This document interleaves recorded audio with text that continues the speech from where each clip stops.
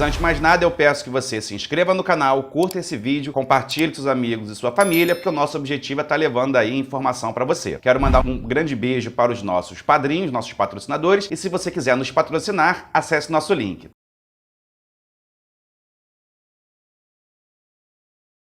Muita gente, a grande maioria dos brasileiros, quando olha assim, dólar a R$5, dólar 4,80, pensa assim, eu não viajo para o exterior mesmo, eu não compro produtos importados, principalmente aí de computador ou um carro importado, então não afeta muito minha vida. Esse é um grande erro, que afeta sim. E eu vou te explicar como. O Brasil está passando aí desde a época do Collor, lá no início da década de 90, né, em 1992, 93, ele está passando por um processo de desindustrialização, ou seja, estamos perdendo indústrias. Cada ano que passa, diminui a quantidade de indústrias e a quantidade de pessoas que são empregadas aí no segundo setor, né, que é o setor das indústrias. Significa o que é isso na prática? Significa que na prática, a maioria dos produtos industrializados hoje que nós consumimos vem de fora. Vou te dar um exemplo. As máscaras que o governo está comprando, né, por causa do coronavírus, vem da China. Farmácia, quando você vai na farmácia e compra um remédio, até mesmo os básicos, boa parte daqueles produtos, dos componentes, vem de fora. Quando você pensa aí em tecnologia, aí sim que vem tudo de fora. Você tem até uma produção ou outra na Zona Franca de Manaus, lá no norte, mas boa parte daquelas peças vem de fora. Geralmente é só montado aqui. Então significa dizer que com dólar alto, os produtos vão começar sim a encarecer. Mas o principal produto que vai encarecer é o pãozinho. Sim, o pãozinho francês vai encarecer. E aí significa que muitas pessoas vão ter que fazer uma substituição. Talvez comer pão de milho, né? Ou mesmo parar de comer pãozinho. Mas por quê, Bruno? O Brasil não produz trigo, tá? Boa parte do nosso trigo vinha da Argentina. E aí a gente comprava em peso ou em real, então era uma moeda mais parecida. Sendo que o governo Bolsonaro, ele abriu a margem para que os Estados Unidos tivessem aí uma cota maior de exportação de trigo. Significa dizer, então, que os americanos vão poder vender para a gente mais trigo. Adivinha qual moeda que eles vão vender? Em dólar. Então, se uma tonelada de trigo, sei lá, custasse $100, né, ou R$100, a gente vai pagar aí R$500, né, se for o dólar, $1, R$5. Quando acabar os nossos estoques, tá, no Brasil de trigo, o preço do pãozinho vai aumentar. E quando o preço do pão aumenta, isso gera uma inflação em outros produtos, numa série de produtos. Exemplo, frango, carne. Bruno, a carne a gente produz. Mas e a vacina do franguinho? Vem de onde? É produzida aqui? Sabe, preço de TV, show de bola, a TV de repente é produzida aqui, mas as peças são produzidas aqui ou ela é só montada aqui? Então, repare, os preços vão começar a aumentar, tá? O governo vai ter que dar o jeito dele de manter aí a inflação controlada. A princípio tá controlado porque as pessoas estão consumindo pouco, mas quando o preço do pãozinho começar a subir, assim como os preços dos remédios, que também já está subindo, aí a gente vai ter um problema muito sério.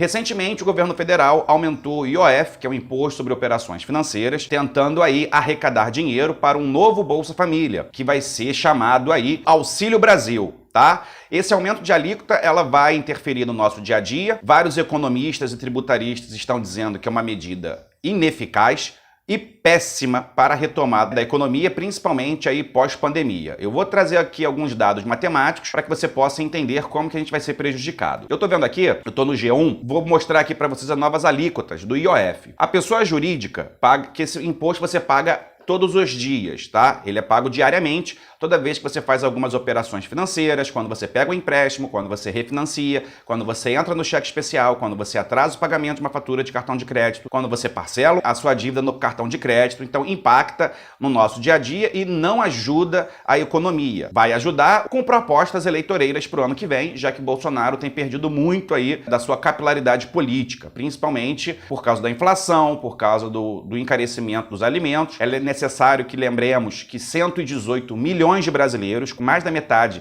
da nossa população, está em insuficiência alimentar, ou seja, não sabe se vai ter o que comer até o final do dia. A verdade é que cada dia que passa o Brasil está ficando pior de se morar, de se investir e de se produzir.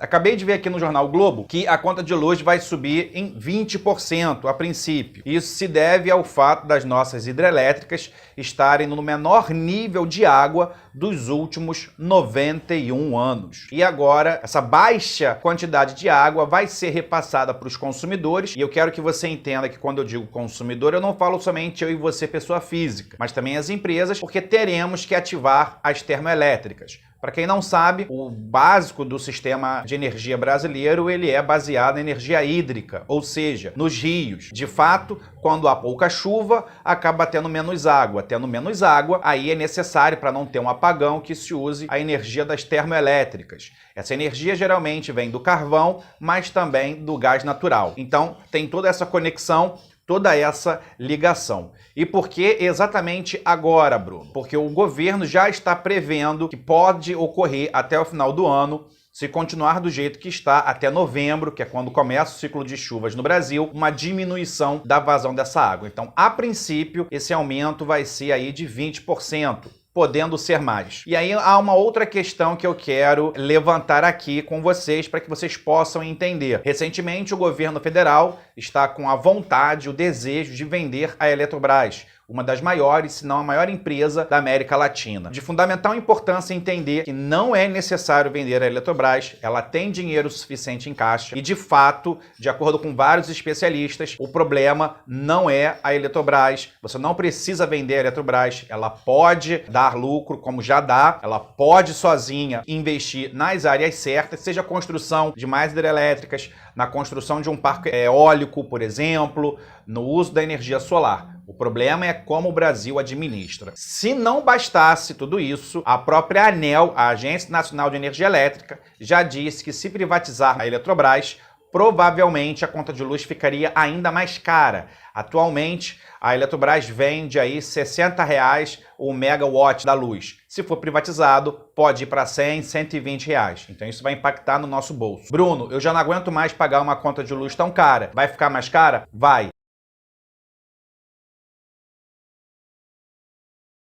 Eu não sei quanto a vocês, mas eu já reparei de bons tempos para cá, alguns meses, principalmente no início da pandemia, lá no ano passado, que a carne vem paulatinamente aumentando de preço. Só para vocês terem uma ideia, eu não sei aí no estado de vocês, aqui no Rio eu paguei num açougue que eu geralmente compro minhas carnes, uma peça de lagarto por volta aí de R$ 68 a peça, né? Um bonitinho assim, grandinho. E aí eu fiquei pensando por que esse aumento, pesquisei e vou trazer aqui os dados para vocês, tá bom? O primeiro aumento médio desse mês, vou falar dos principais cortes. Eu tô me baseando em quê, Bruno? Quais são suas fontes? As minhas fontes é o IPCA e IBGE, o IE São Paulo e o Scott Consultoria, e isso foi feito no dia 16. Então vamos lá. Variação máxima que teve agora, o preço médio estando em R$ 35,21 é o lagarto. Depois está vindo a alcatra, preço médio R$ 42,98 kg. Colchão mole em terceiro lugar, preço médio R$ 36,66. A paleta também com aumento aí de R$ 30,85. O patinho R$ 38,1. E aí a gente tem que pensar o seguinte, a gente não está falando de picanha, a gente não está falando de contrafilé, a gente não está falando de carnes mais nobres, né, que geralmente é a classe média e os ricos que têm acesso. A gente está falando das carnes ditas de segunda, perdão. De modo geral, carne moída é feita de patinho. Pode até ser feito de outros cortes, mas geralmente é patinho. E eu fico imaginando para o bolso do brasileiro que está enfrentando pandemia, da maioria das pessoas que já perderam seu emprego ou tiveram uma diminuição drástica aí do seu poder de compra por causa da inflação, aí pagando uma carne cara. Bruno, por que a gente está pagando aí R$ 6 na gasolina? Você já explicou aqui no canal, certo? Vamos explicar agora por causa da carne. Por que a gente está pagando tão caro? São alguns fatores.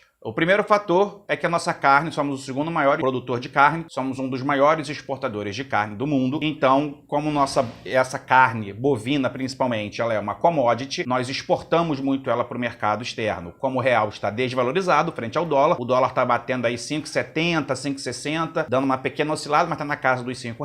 Então é muito melhor para o produtor fazer o quê? Pegar essa carne e exportar. Sendo que a gente não pode considerar o dólar somente o vilão. A gente tem que pensar também que o gado, ele precisa de capim. O nosso gado, diferente do gado europeu, lembra da vaca louca lá na Europa? Aconteceu porque era um gado confinado. Era um gado que ficava aí preso num cubículo comendo aí farelo. A maior parte do nosso gado, ele é um gado de pastagem. Ele necessita de pasto. Ele come basicamente capim com alguns suplementos alimentares. O período de secas ocorreu agora final de 2000, já em 2020, mas Desde 2019 a gente teve uma seca um pouco mais prolongada, por isso que em 2020 teve aumento da carne, do preço. Então, por uma questão climática, o nosso campo ele acaba não tendo aí todo o nutriente necessário para os boizinhos ficarem gordos. O segundo fator é a questão de abater fêmeas para o abate. De acordo com Nissen, que é assessor técnico da Comissão Nacional de Bovinocultura de Corte da Confederação da Agricultura e Pecuária do Brasil, o CNA, Ricardo Nissen. Ele fala que tudo começou ainda em 2019, quando havia uma presença maior de abate de fêmeas, tá? Esse seria o segundo ponto. Isso vai levar a uma oferta menor de bezerros, o que atualmente, por sua vez, diminui a oferta do animal para o abate, né? Se tem menos vaquinha no campo, uma quantidade maior de bezerros demora mais para ele estar gordinho o suficiente para você abater. Além disso, ele fala também que aconteceu uma seca mais longa que o normal. E como o nosso boi ele precisa de pasto, o produtor acaba tendo que pagar em suplementos alimentares para o boi. Sim, nosso boi ele toma suplemento alimentar. Não pense que o bichinho vai conseguir 300, 400, 500 quilos numa época de seca, né? Ele precisa de um capinzinho de boa qualidade e o nosso Brasil tem, tá? Então a gente tem, primeiro fator, o dólar. Nós temos aí a questão da seca. Terceiro fator, nós temos aí a questão de fêmeas serem mandadas para o abate. E por causa disso, você tem uma diminuição da quantidade de gordura, digamos assim, do boizinho. Então, o produtor tem que comprar mais suplemento que geralmente vem de fora em dólar. Então ele tem um custo maior e ele tem que repassar esse custo para a gente. Essa é a grande verdade.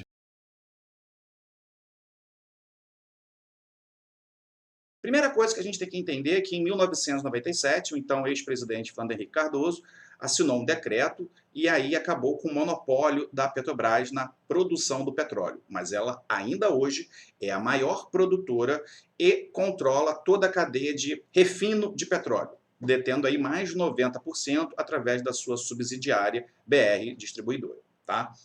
Entretanto, o preço do petróleo ele não é feito de qualquer forma. Ele é uma commodity e ele segue um preço internacional de acordo com o dólar. Então, quando você tem uma guerra, por exemplo, no Oriente Médio, você tem uma subida do preço e isso vai se refletir na bomba, ou quando por algum motivo econômico o preço do petróleo cai, na teoria isso também deveria ser repassado para o consumidor. No caso da Petrobras, ela é uma empresa mista. Por ela ser mista, boa parte do seu capital, a maior parte do dono da Petrobras é o próprio governo. Mas eu, assim como você, podemos comprar ações da Petrobras.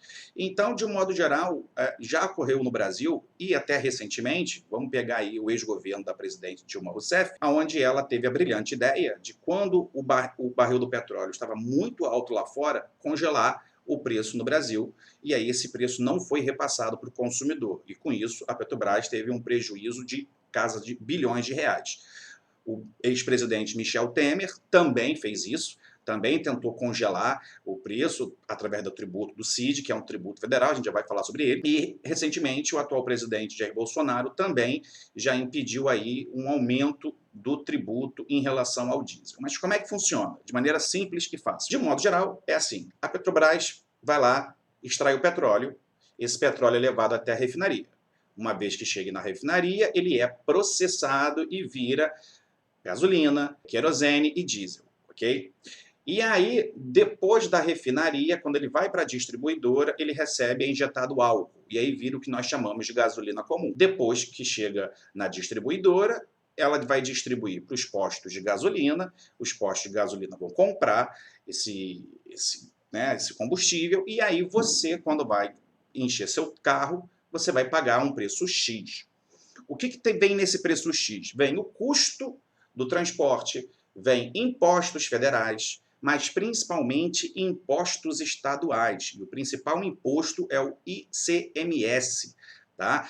E esse imposto, ele não é uniforme. Cada estado vai decidir quanto que vai aplicar desse imposto no combustível. Por isso que você tem uma discrepância muito grande. Alguns estados brasileiros têm uma gasolina mais barata e outros estados têm uma gasolina mais cara.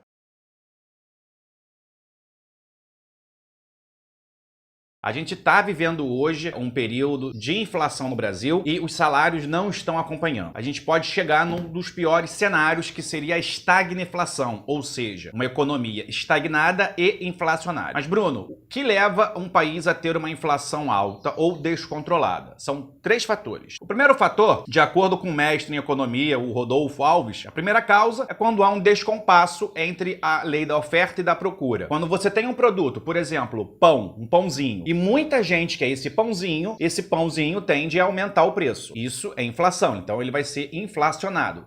Oferta, procura. Procura, oferta. Se ninguém quer esse pão, naturalmente ele tende a cair o seu preço. Uma segunda causa também de uma variação da inflação que pode ocorrer também é quando você tem um monopólio ou o oligopólio de um produto. Vamos imaginar que esse mesmo pãozinho não haja muitas empresas que vendam ele. Na verdade, vamos imaginar aí duas grandes empresas ou dois grandes conglomerados que, através de suas subsidiárias, vendem o pãozinho. Então, elas podem combinar entre si o preço do pão. E quando elas decidirem, elas aumentam esse preço e você, como consumidor, vai ter que pagar, porque você não tem aí uma concorrência muito grande. Então, quando você tem esse aumento aí de um lucro privado ou quando você tem esse oligopólio ou monopólio. Uma outra forma também de se aumentar a inflação é quando os custos daquele produto começam a aumentar, e aí pode ser por vários motivos. Vamos pegar o exemplo do pãozinho. Boa parte do nosso trigo não é produzido no Brasil devido ao nosso clima. Então, de modo geral, nós importamos o trigo da Argentina. Se a gente importa esse trigo em dólar, significa dizer que fica mais caro para a gente importar o trigo. E a gente não vai deixar de comer pãozinho. Então, a importadora vai importar esse trigo. Para ela ter lucro, ela vai ter que repassar para o moinho. E o moinho vai ter que repassar para o atacadista. E, por sua vez, vai repassar esse custo para o padeiro.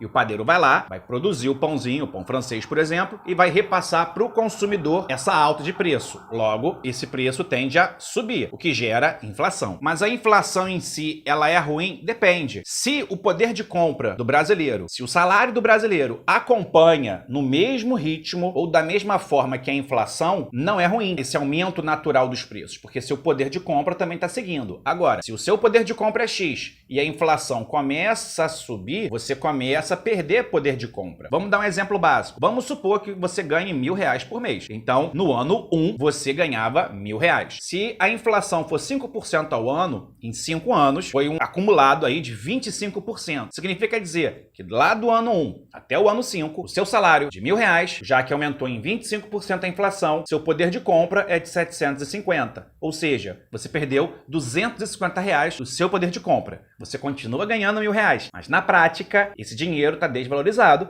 por causa da inflação. Bruno, como é que se combate a inflação? Quando a economia está aquecida, é natural que os preços aumentem. Uma das formas de você diminuir a inflação é através da taxa Selic, a taxa de juros que o Banco Central tem. Ela fixa um determinado patamar e no momento que aquela taxa de juros do Banco Central sobe ou desce, isso oscila a inflação. Por quê? Quando a taxa de juros está baixa, como agora, por exemplo, 2%, 2,5%, não é vantajoso, na teoria. Vamos supor que eu, Bruno, tivesse R$10.000 para fazer alguma coisa, qualquer coisa, me sobrou 10 mil ao mês. Se a taxa de juros está, sei lá, 2% ao ano, não é tão válido para mim, isso na teoria, tá, gente? Na teoria, porque na prática é um pouco diferente. Não seria tão interessante para mim deixar esse dinheiro como num título do governo, porque ele vai me pagar 2% só ao ano. Então, o que eu vou fazer? Vou comprar ação, de repente, vou abrir um negócio, vou comprar um carro, vou comprar algo. Então, repare, taxa de juros baixa, a economia, na teoria, ela começa a girar. Agora, vamos supor que para conter a inflação, o governo joga 10% a taxa de juros, como já tivemos no Brasil. Períodos atrás, tivemos 10%, 14% de taxa de juros. Ora, se eu tenho esses mesmos R$10.000 numa taxa de juros a 10% ao ano, é muito mais lucrativo para mim comprar um título do governo e deixar meu dinheiro parado, porque ele vai me render 10%. Então, ao final de um ano, eu ganho 1.000. Então, por que eu vou comprar um carro? Não. Fico ali, deixo meu dinheiro parado 5 anos, acabou. Olha meu lucro aí, entende? Então, na teoria, quando a taxa Selic sobe, você tem menos crédito. Fica tudo um pouco mais caro. Na teoria, então, o dinheiro, a quantidade de dinheiro circulando diminui. Quando você tem uma taxa de juros baixa, significa, então, que é mais fácil para o banco emprestar dinheiro, é mais fácil para o empresário pegar um empréstimo para poder aumentar a sua fábrica, para aumentar o seu negócio, para financiar um terreno. Então, a taxa de juros da Selic, ela que vai dizer mais ou menos aonde está a inflação, tá bom? Qualquer dúvida, você deixa nos comentários. Um grande beijo e até a próxima.